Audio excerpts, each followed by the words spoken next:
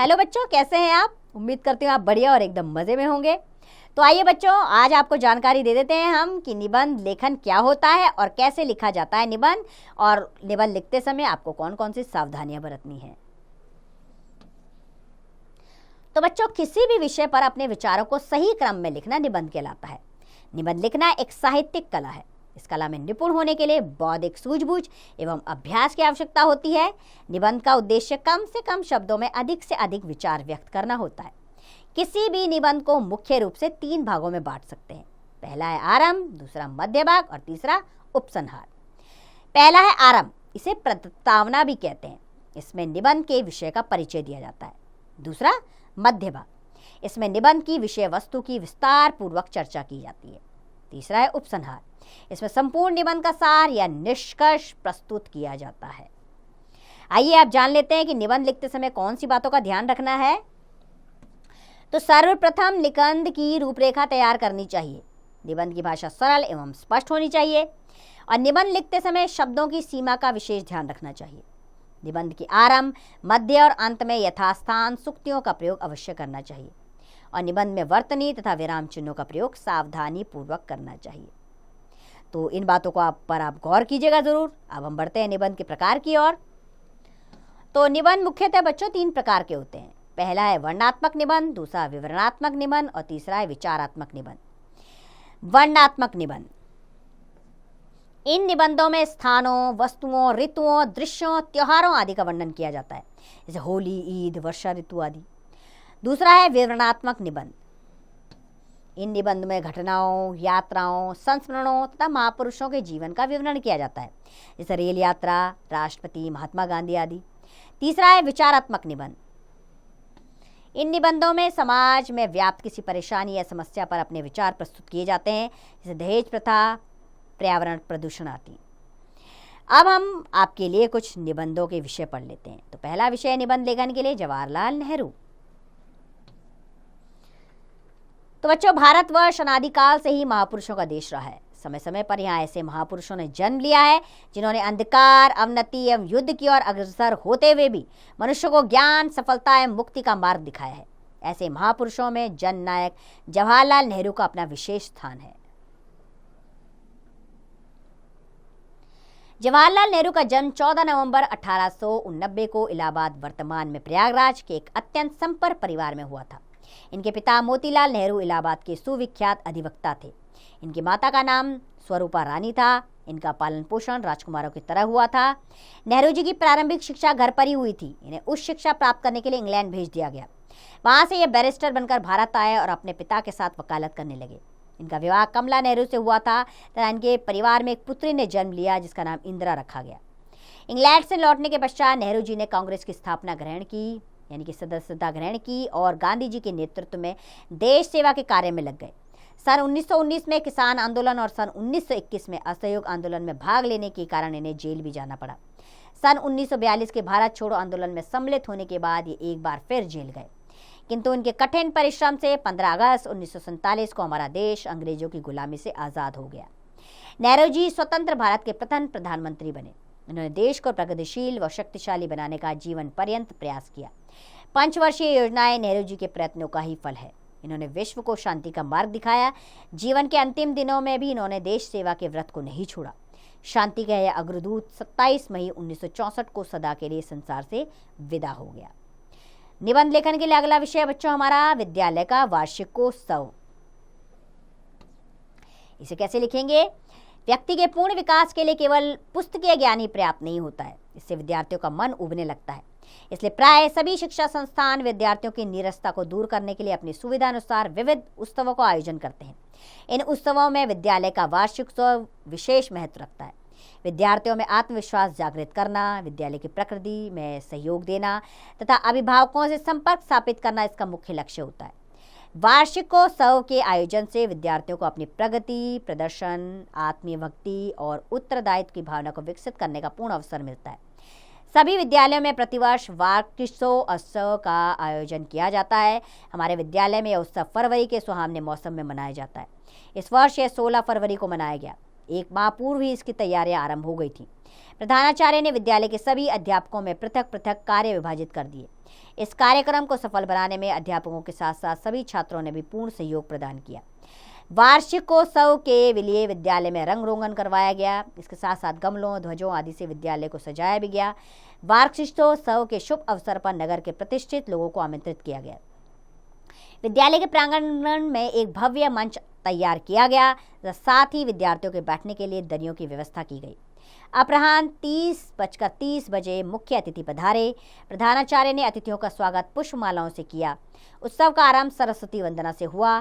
तत्पश्चात प्रधानाचार्य ने विद्यालय की वार्षिक रिपोर्ट पढ़ी, जिसमें वर्ष भर की गतिविधियों का लेखा जोखा था। बच्चों ने विविध प्रकार के सांस्कृतिक कार्यक्रम दिखाए तथा विभिन्न प्रकार के खेल व वाद विवाद प्रतियोगिताएं भी हुई। उपस्थित जनों ने पूर्ण कार्यक्रम का स्वागत करतल ध्वनियों से किया। अंत में अतिथि महोदय ने विजेताओं को पुरस्कार वितरित किए तथा सभी विद्यार्थियों को आशीर्वाद दिया। प्रबंधक महोदय ने समारोह के लिए सभी को धन्यवाद दिया और प्रधानाचार्य की दक्षता की भूरी भूरी प्रशंसा की। तत्पश्चात अतिथियों को जलपान के लिए सुसज्जित कक्ष में ले जाया गया, जहां छात्रों में मिष्ठान वितरित किए गए। इस प्रकार हमारे विद्यालय का वार्षिकोत्सव बड़ी धूमधाम से संपन्न हुआ। अगला है निबंध लेखन के लिए विषय है वर्षा ऋतु। तो बच्चों, भारतवर्ष में 6 ऋतुएं वसंत, ग्रीष्म, वर्षा, शरद, हेमंत और शिशिर क्रम से आती हैं और अपना अपना रंग दिखाती हैं। इन सभी ऋतुओं में वर्षा ऋतु का भी अपना महत्व है। इस ऋतु का आगमन आषाढ़ मास के आश्विन मास तक माना जाता है, जिस कारण इसे चौमासा भी कहते हैं। यह ऋतु प्रसन्नता व उल्लास की घोतक है। वर्षा ऋतु के आते ही आकाश में काले काले बादल छा जाते हैं। शीतल वायु बहने लगती है, बिजली चमकने लगती है, बादल टप टप बरसने लगते हैं। चारों ओर पानी पानी हो जाता है। छोटे छोटे नदी नाले आपस से बाहर हो जाते हैं तथा मेंढकों की टर, झिंगुरों की झनकार व जुगनुओं की चमक दमक से रात्रि में आनंद सा छा जाता है।